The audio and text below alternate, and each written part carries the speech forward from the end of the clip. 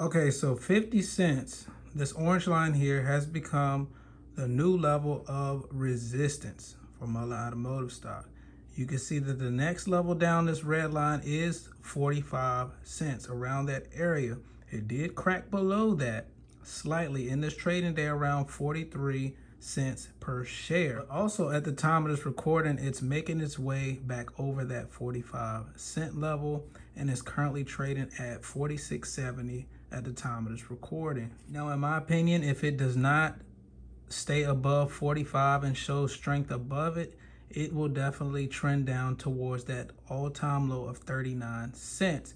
But however, like I said, 50 cents is now a resistance point. You'll have to watch to see if Mullen breaks up to the upside here. 57.50 here in blue was the last resistant point. We were waiting to see if Mullen would break. As you can see, like I told you in my last video, this was the first test point of that 50-cent level, the second test point, and we were discussing that there would be a possible third test point.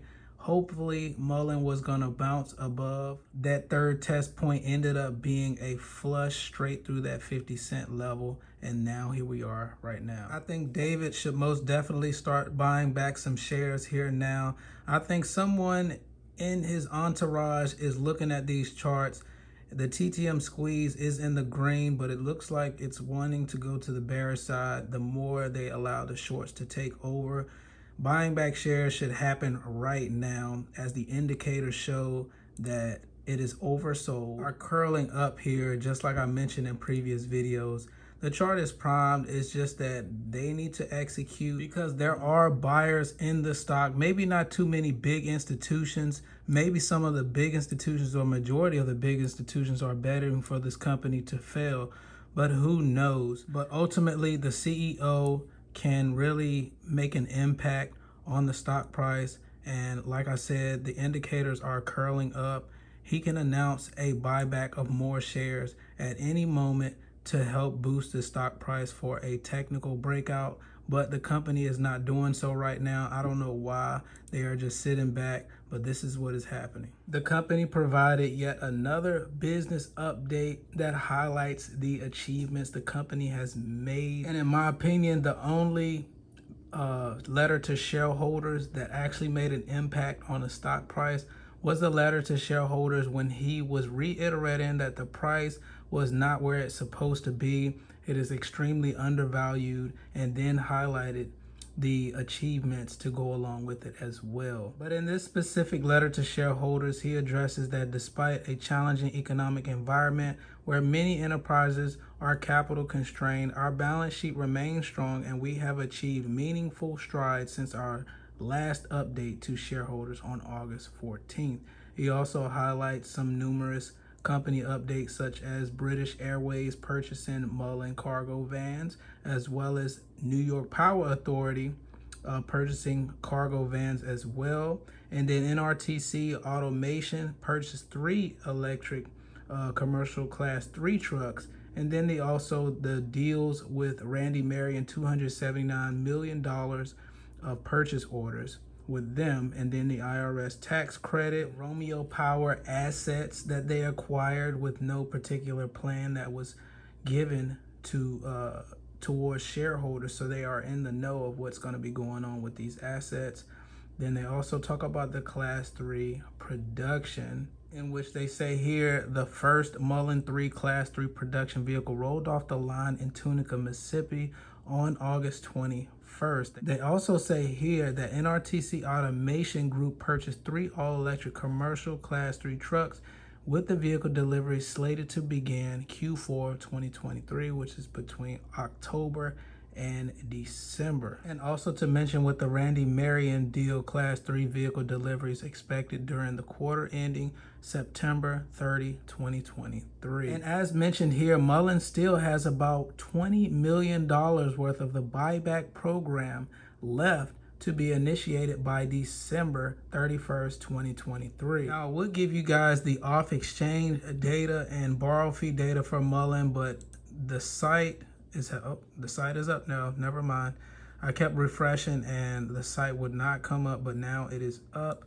And you see that the off-exchange volume is currently around 74%, which is very high. And like I stated in the last video, is that it's been over 70% since the beginning of August, around August 10th or 11th, and that is when that second reverse stock split took place. Why would they need over 70% of the volume consistently off exchange following that second reverse stock split, which was a 1-for-9 reverse split? And also, as far as the cost to borrow, you can see there's been many times where the fee went down to 0% availability, and it has been trending down since this pop-up here in cost to borrow around that 70% level. It's been trending down, especially with these spikes down to 0%. So what is going on there?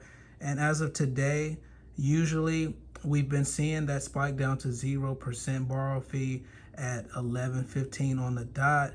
If I keep refreshing, you don't see an 11:15 time frame where the fee goes to 0%.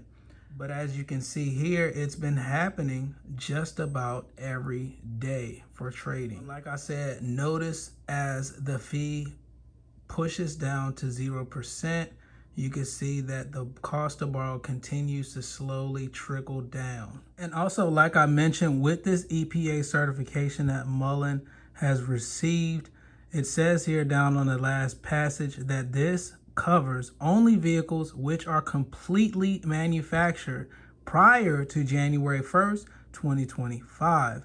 And then normally incompletely assembled vehicles such as cab chassis, which Class 3 truck is, may be completed after this date, provided that the basic manufacturing, including installation of emission control system, was completed prior to January 1st, 2025.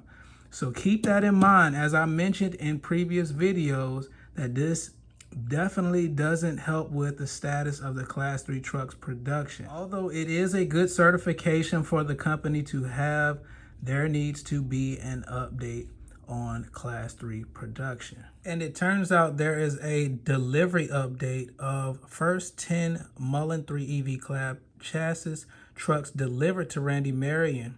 Vehicles are part of the 1,000 vehicle purchase order valued at $63 million, originally placed in May 2023.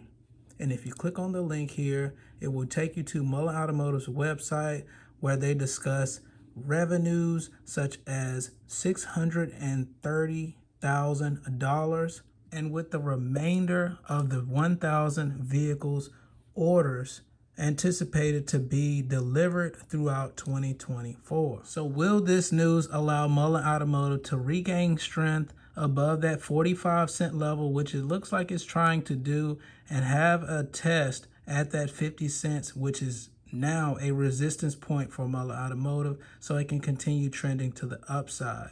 Let me know your thoughts down below. Let me know your thoughts about the information and the news that came out. And be sure to drop a like and hit that subscribe button, and I will catch you in the next video. I'm gone. Go, go, less than abundance.